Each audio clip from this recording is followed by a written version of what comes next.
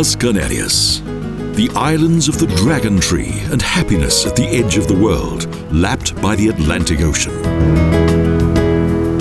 Some older than others, and each with its own character, with deserts, volcanoes, laurel forests, and banana plantations.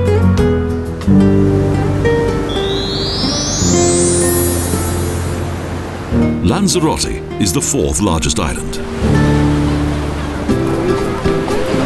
At the southern end of the island is Playa Blanca, with a promenade, a fine sandy beach, and a pedestrian area. Nearby is a peninsula with superb beaches and pristine bays, the Playa de Papagayo. The route to the interior of the island travels through the centrally located Yaiza. A volcanic eruption caused much destruction here, but the buildings were soon rebuilt, although the fields were covered with ash. Many islanders worked in the Salinas de Janubio in order to extract salt or white gold from the seawater. Close by, strangely shaped cliffs plunge down into the wild waters of the Atlantic. Los Hervideros. The wild coast ends in a natural bay, El Golfo, the last remnant of a volcanic crater.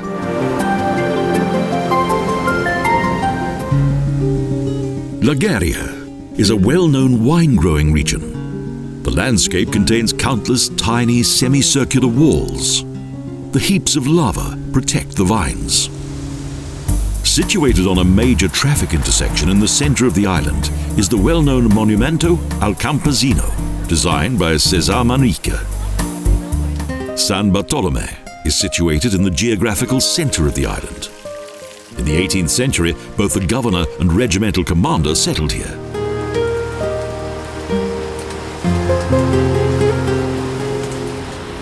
Next we arrive in Puerto del Carmen on the east coast. An endless beach with golden sand and neatly arranged rows of parasols.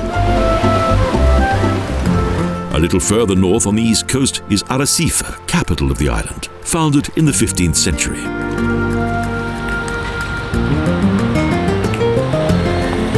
In the heyday of Canary Island fishing, Arrecife was an important center of deep-sea fishing, but that eventually came to an end. A little further north is a resort that boasts a great surfing beach and golf course, Costa Teguise.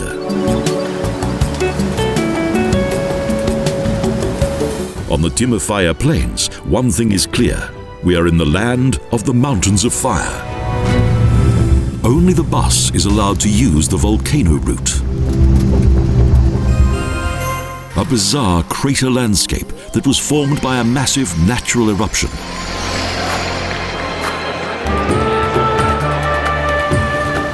On the northwest coast is the Playa de Femara, one of the longest and windiest beaches on Lanzarote, and from where the strong northwesterly winds blow. Returning to the center of the island, the regal charm of Teguise Gritzes.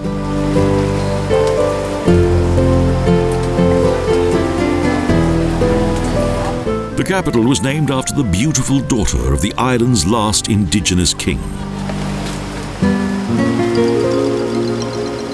From an old quarry, César Manrique also created the Jardin de Cactus, a successful combination of prickly nature and living art.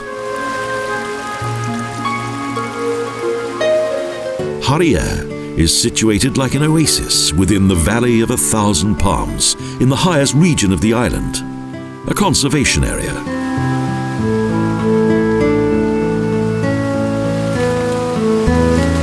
On the northern tip of the Black Pearl of the Canaries, the Mirador del Rio also interested César Manrique.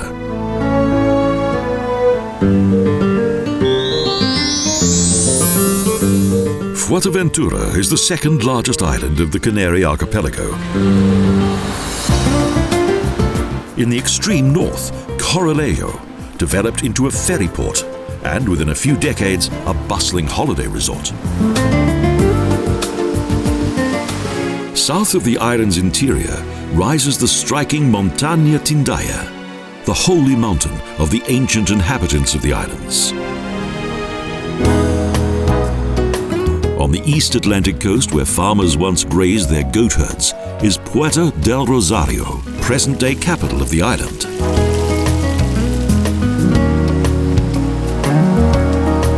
Along the coast to the north is a dune landscape which directly meets the sea, the Parque Natural de Corralejo.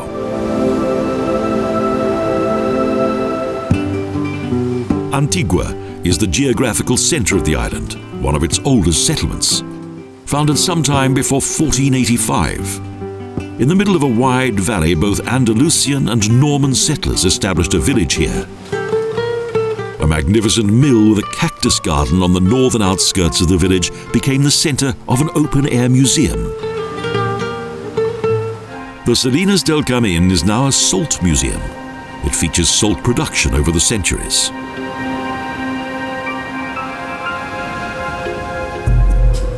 Another attraction is the old Canarian ruin of La Atalayita, a Stone Age village. Further south and back on the coast, one of the island's fine new roads ends at Las Playitas, another fishing village now open to tourism. From here, a 6-kilometer-long road leads to one of the island's 4 lighthouses. It was built at the end of the 19th century.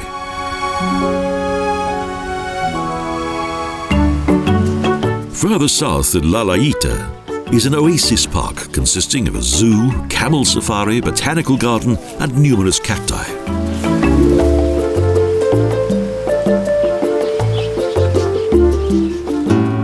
Moroyable is located at the southernmost tip of the island, a successful combination of former fishing village and adjacent hotel complexes and holiday resorts.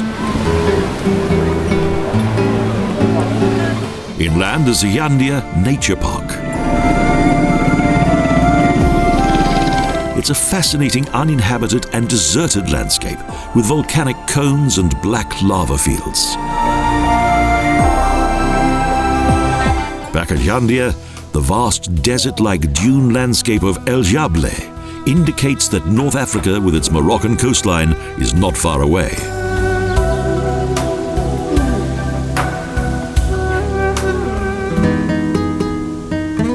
In the Central Highlands is Payara.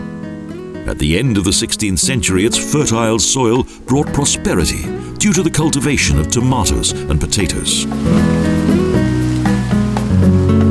A short detour leads down to the sea, to Ailly. It is believed that conquerors Gadifa de la Salle and Jean de Betancourt set foot here in 1402.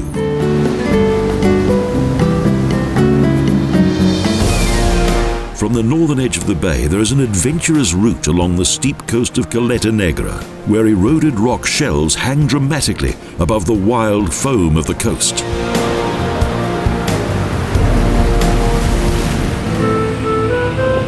Again inland is Betancuria, a wonderful location.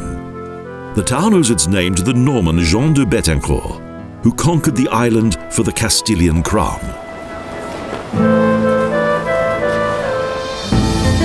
From the Mirador del Morro, the view is overwhelming, and statues of the island's indigenous people survey their paradise on the edge of the world.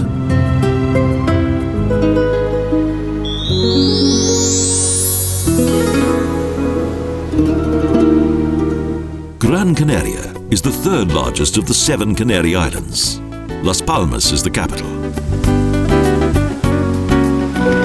The palm-lined Plaza Santa Ana is the center of Vegueta, in which both spiritual and temporal power existed after the conquistadors arrived here.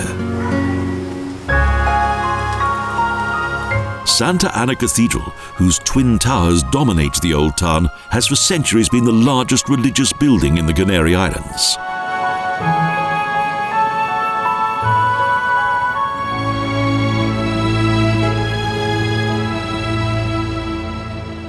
In 1492, on his first journey to the New World, Christopher Columbus landed in Las Palmas and spent a night in the residence of the Spanish military governor, and which was subsequently named after the famous explorer, the Casa de Callón.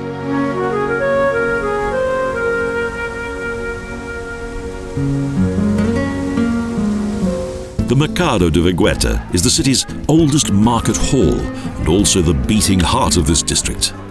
A colourful place.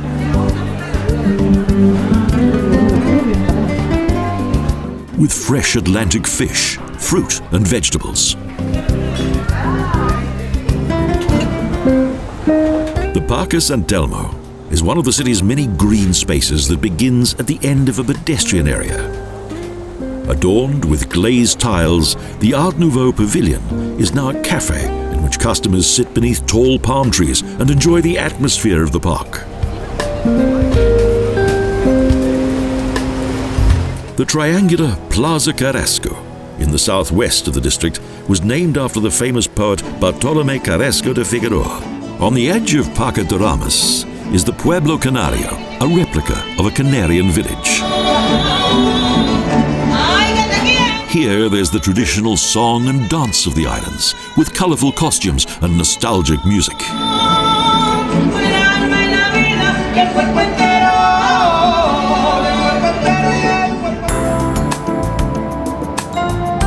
Puerto de Reduce is one of the largest ports in Spain. Oil and fish are loaded here, and it's a constantly expanding container port.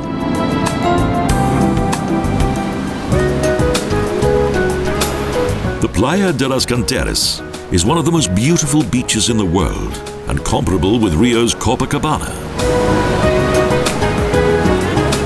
Las Palmas is a metropolis and boomtown. The famous stonemasons of Gran Canaria built their cathedral from the blue-black basalt rock of Arucas and dedicated it to John the Baptist.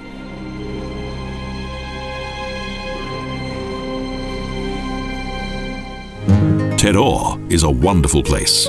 Old wooden balconies, whitewashed townhouses, and small palaces dominate the cityscape. In the nearby mountains is the volcanic legacy of the island, the 200-meter-deep Caldera de Bandama. Just 15 kilometers south of Las Palmas is Telde, the island's second-largest city, whose picturesque old town with its fountains, narrow streets and white buildings is one of the island's most beautiful locations.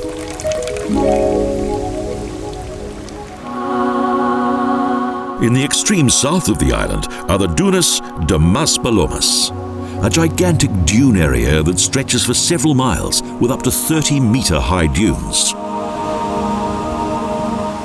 Palmitos Park is a subtropical oasis with 1,000 palm trees. And in the large Aqua Show Theatre, dolphins show off their talents.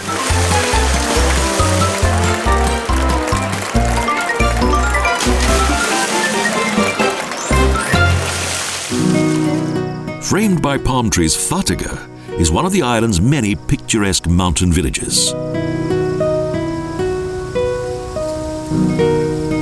Narrow streets and splendid gardens feature in this oasis village.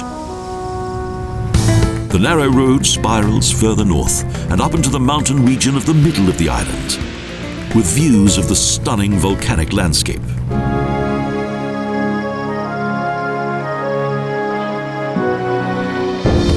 The steep and jutting Roca Nublo is a most striking volcano, and at 1,813 meters above sea level, the second highest point on the island.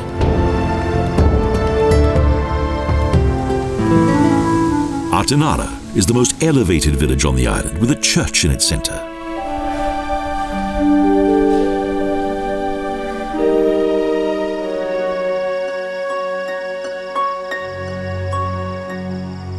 Now along the west coast to the south. Steep slopes accompany the coastal road. This is the island's Wild West. From here, an exciting road leads through the Barranco de la Aldea. The vegetation becomes sparse, and only rush bushes appear to grow here. A restored windmill is the landmark of Molino de Viento that once gave its name to this place. Next, Puerto de Magan and the hot south. This former fishing village is now a tourist resort with a sandy beach. The harbour area is popular with sunbathers. From the new marina, boat trips are available that travel along the coast to the nearby Puerto Rico.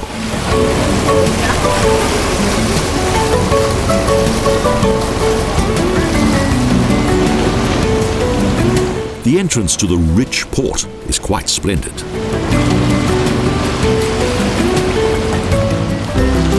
The first sight is breathtaking. At several levels, white apartment blocks climb up steep mountain slopes. And there's a beach with golden Sahara sand.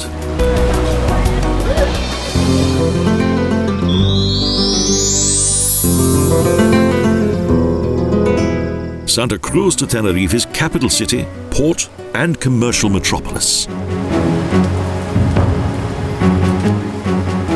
Classical buildings and monuments indicate its colourful past, and it's the largest of the Canary Islands.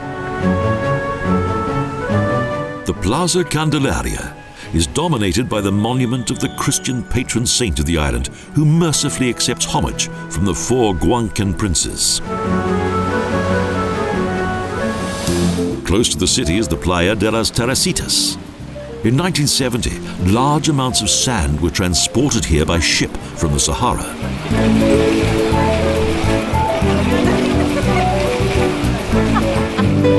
In the island's interior is San Cristobal de la Laguna, also known as La Laguna.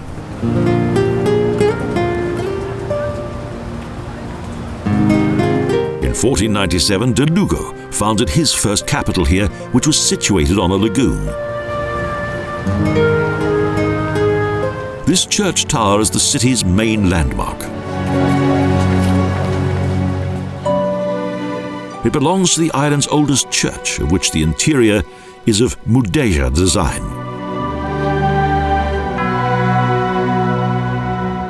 Puerto de la Cruz is located on the splendid north coast. It's a city in which both old and new combine.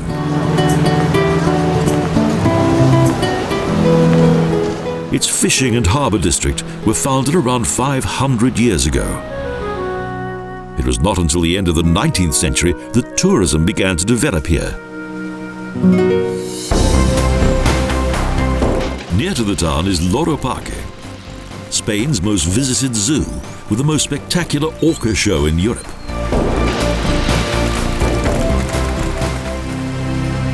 Tourists come to Ico de los Vinos, mainly due to a natural wonder, the millennial dragon tree, or Drago Milenario.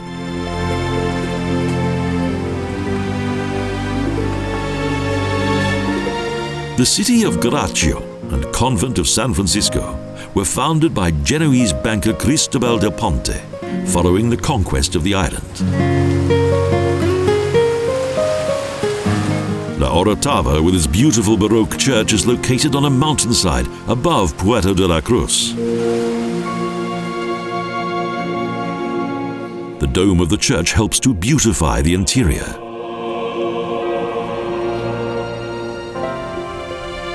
Narrow streets and fine buildings cling to the slopes, and one of the buildings features original living accommodation.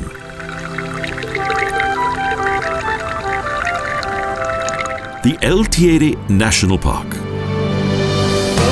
During the journey up the Teide, it becomes clear that it grew larger with each eruption. A multi-layered stratovolcano. By cable car, 1,200 meters is overcome in 8 minutes.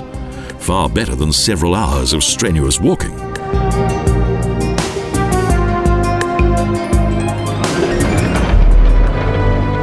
The Teide divides the island into 2 climatic zones, cool and moist, sunny and warm.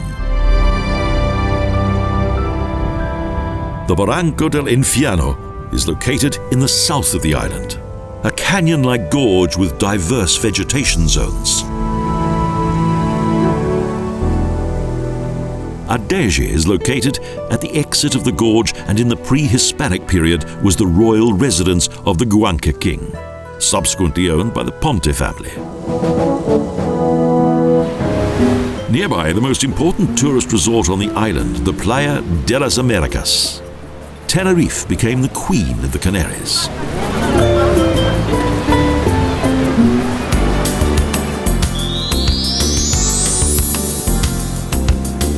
La Palma, the wild beauty. Santa Cruz, once the gateway to the New World, with townhouses, a town hall and church.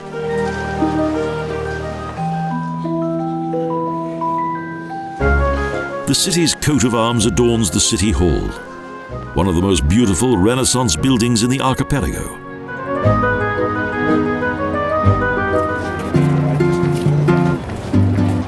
And several forts protected the island's prosperity. San Andres was once one of the most important of the Canary trading ports and shipped mainly to Flanders and Latin America. Not far from San Andres is a large, contiguous forest of laurel, the Bosque de los Tilos.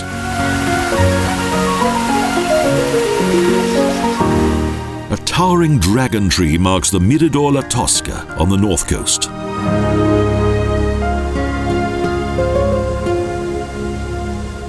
Almost at the extreme northern tip of the island, and picturesquely framed by terraced fields, high above the sea is the village of El Tablado.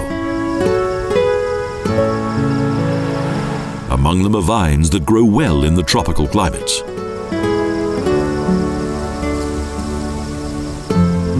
In the harsh north, Las Tricias nestles scenically between orchards and almond groves.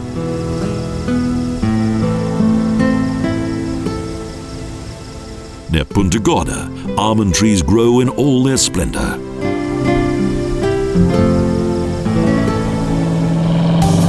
A winding road leads into the mountains.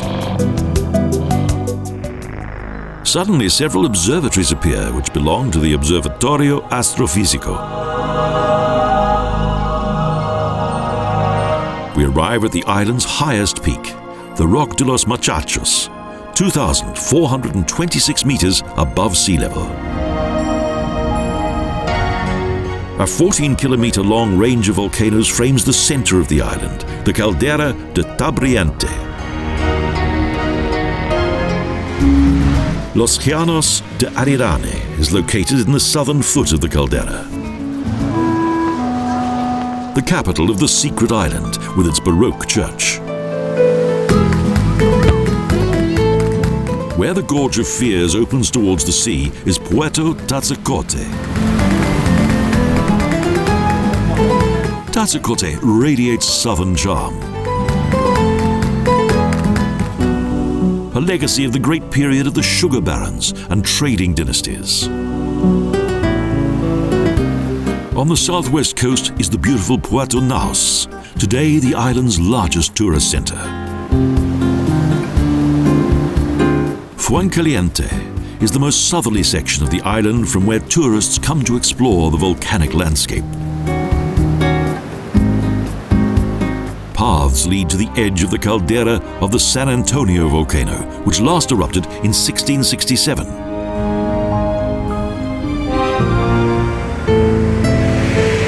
Again on the east coast is Via de Mazzo, with one of the oldest churches on the island. And the Casa Roja of the Belle Epoque. Further north is Los Concayos, the largest holiday center on the island, built on a narrow coastal strip. And the well-known Tobacco Museum of Breña Alta features the history, harvesting and production of the cigar. Indeed, the legend of Las Palmas cigars traveled the globe.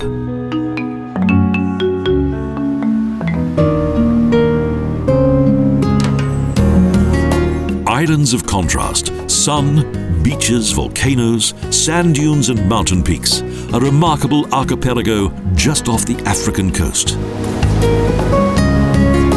Here, dreams come true. The Islas Canarias, a paradise in the shadow of dramatic volcanoes.